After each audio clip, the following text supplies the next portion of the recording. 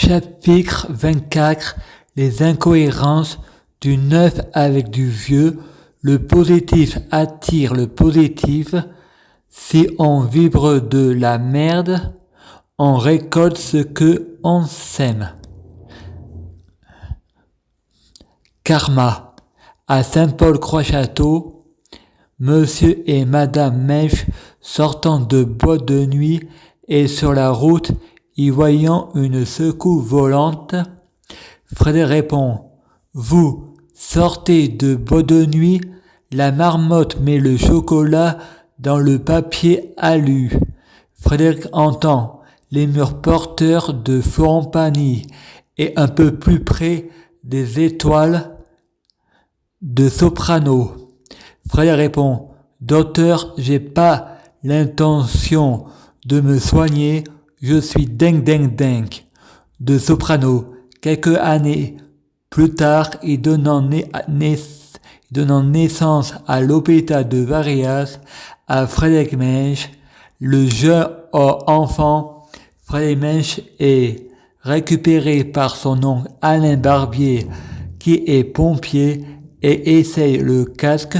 Nous partons le week-end à Marseille voir ma tante Ludivine Chabot me donne le lait avec le biberon. Frédéric pense, j'ai un sentiment de doute.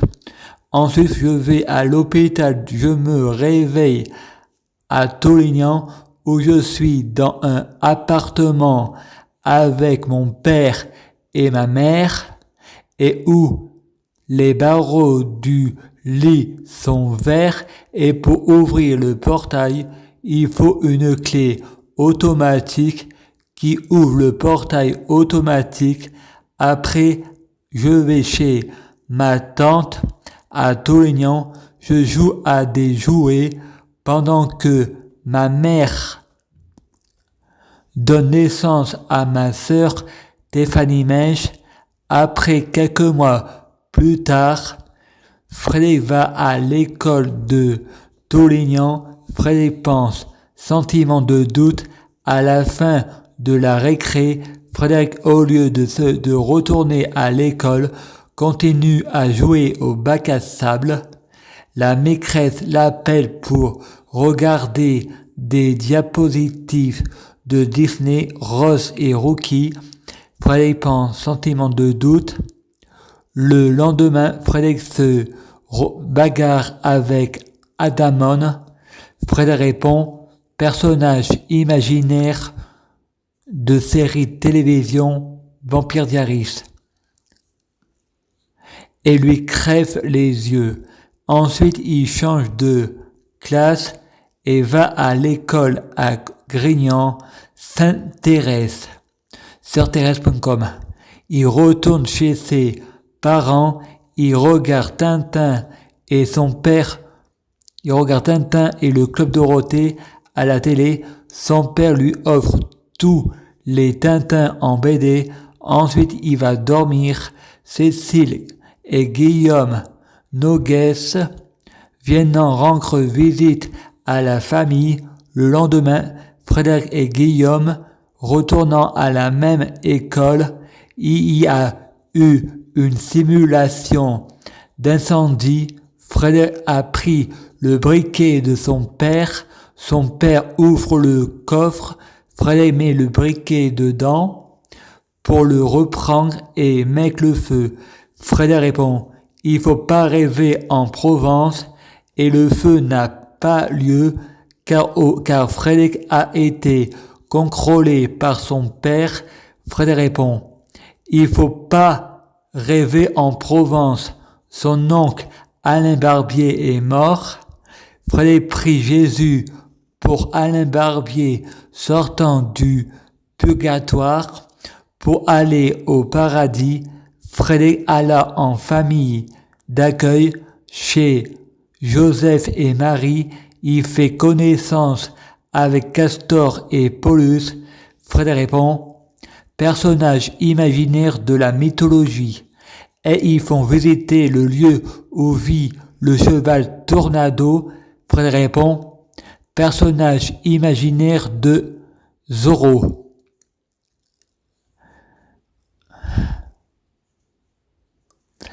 Et Fred, avant de se coucher, libère le cheval.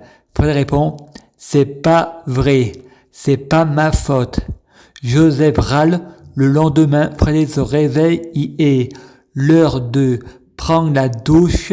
Joseph le lave. Fred pense dans sa tête, encore un pédophile.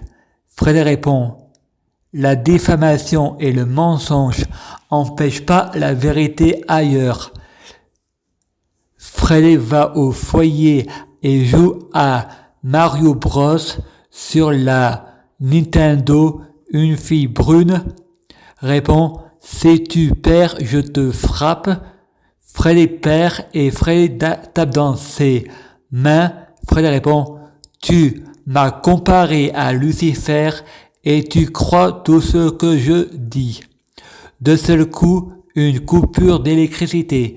Frédéric retourne dans sa famille d'accueil et mange des œufs à la coque et pas à la poule. Ensuite, il va se coucher. Il se réveille pour aller au WC.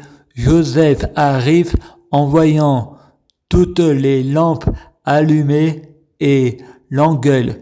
Frédéric le lendemain se réveille avec le nez en sang. Frédéric répond, arrête de mettre ton doigt dans ton nez, tu veux le mien, il est plus gros. Il regarde la télévision et tout le monde dit, il va pleuvoir le lendemain et Frédéric répond, il va neiger. Et pourtant, Frédéric répond, le hasard et les coïncidences n'hésitent pas, rien est le fruit du hasard. Frédéric répond, j'ai trouvé des hasards, il y a le pire et le mieux. Je préfère les secrets de Gaïa, donc je dis non aux neuroleptiques. Parce que les psychiatres veulent toujours avoir raison, il n'y a pas d'argument possible. Il ne peut pas avoir toujours raison les deux en même temps. Et comme dit Morandini et Sabrina Philippe, le paranoïaque ne sait pas se remettre en question, et le paranoïaque veut toujours avoir raison. Mais le paranoïaque, est qu'à côté de la plaque, est que dans la matrice, je prie Slimane Vita pour que mon monde change, parce que je ne suis pas dans la même matrice que eux. Eux veulent toujours avoir raison. Et la matrice, la religion catholique, les hommes en noir,